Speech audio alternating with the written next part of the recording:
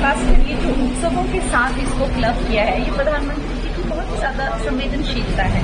जैसे एक परिवार की तरह वो अपने पूरे देश को समझते हैं, तो उसके करके अभी देखिए आज ही मैं न्यूज में पढ़ रही थी कि पिछले 35 सालों में नवरात्रि के पहले दिन इतनी गाड़ियां नहीं बिकी जितना कि रिकॉर्ड अभी जो है स्थापित हुआ है गाड़ियां बिकने का।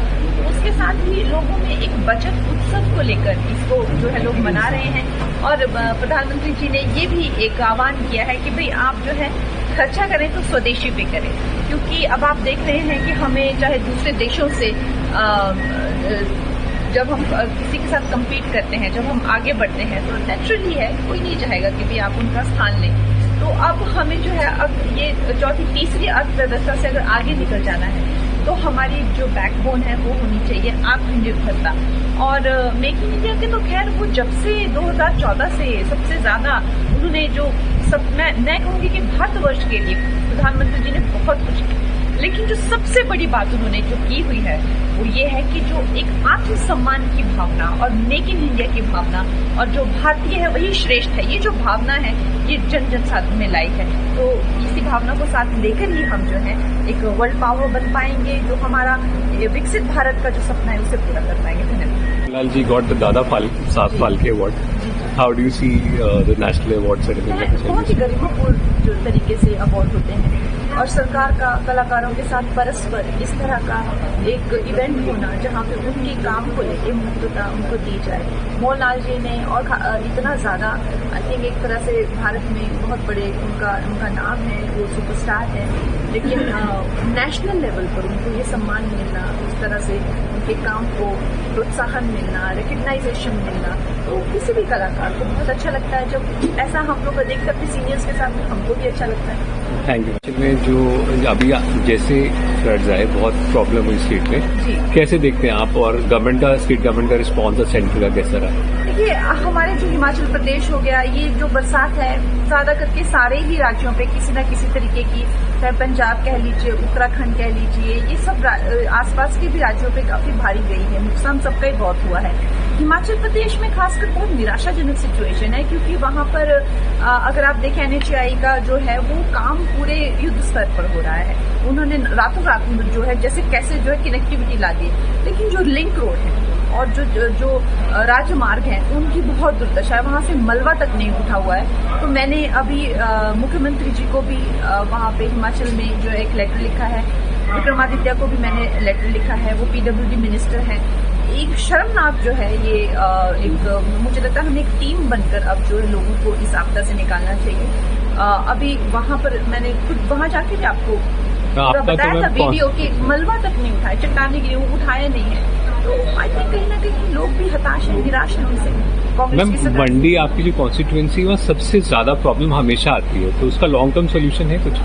देखिए मंडी में जो है वो ट्राइबल एरिया ही है, 70% almost 65 to 70% Himachal Mandi area में ही आता है। तो ऐसा लगता है कि मंडी में सब हो रहा है। और आप देखिए वो हमारे हिमाचल में कहावत है ना, कहाँ भरमौर और कहाँ पांगी, मतलब इतने दूर दूर है। तो भरमौर भी मेरे ही उसमें है, रामपुर भी, शिमला का ट्राइबल एरिया भी मंडी में ही है, चंबा का ट्राइबल एरिया जो भारद्वाज जी की जो है डिस्ट्रिक्ट, उसका ट्राइबल एरिया भी मेरे ही कॉन्स्टिट्यूंसी में है, मेरा खुद का ट्राइबल एरिया मेरी कॉन्स्टिट्यूंसी में।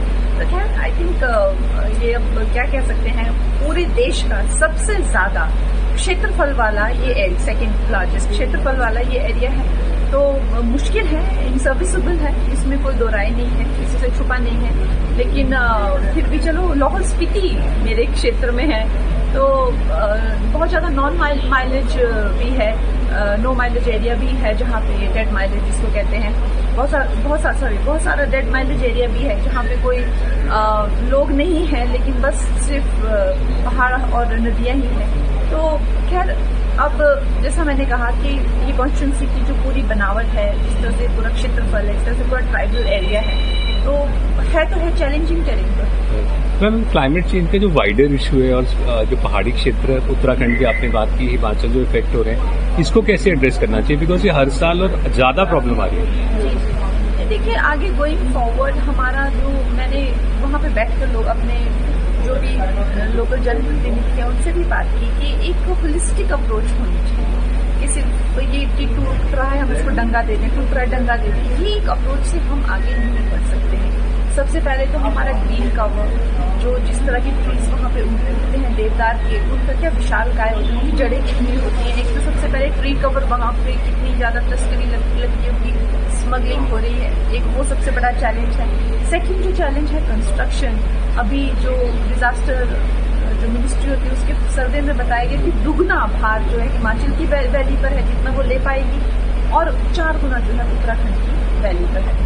तो चैलेंजेस हर तरह से हैं, रेगुलेशंस वहाँ पे है नहीं कोई किसी तरह की, और लोग जो हैं जहाँ जहाँ मन करता है वहाँ जाए, वो नदी के किनारे हो चाहे कुछ। सरकार को भी एक वो बांटना चाहिए हाथ, इसमें कड़े कदम लेने चाहिए रेगुलेट करने के लिए, नंबर 1। नंबर 2 जो है जन जन को जुड़ना पड़ेगा, चाहे एक पेड़, प्रधानमंत्री जी तो कर रहे हैं ना, बहुत कितना कर रहे हैं, वो एक पेड़ माँ के नाम, हम लोग भी कितना कर, लेकिन जनसाधारण को कितना जुड़ता है इन योजनाओं से, वो भी फर्क पड़ता है।